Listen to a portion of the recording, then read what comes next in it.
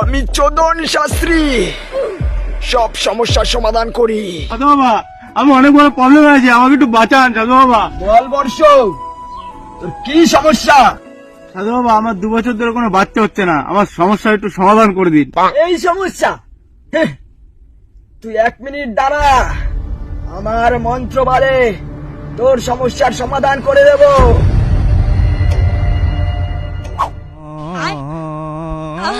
তাহলে তুই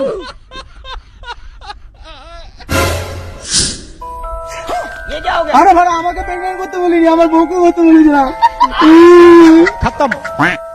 ওরে বোকাচোদা দা, সেটা বলবি না আগে? আমি মুখটা করবো কি হবে বাবা?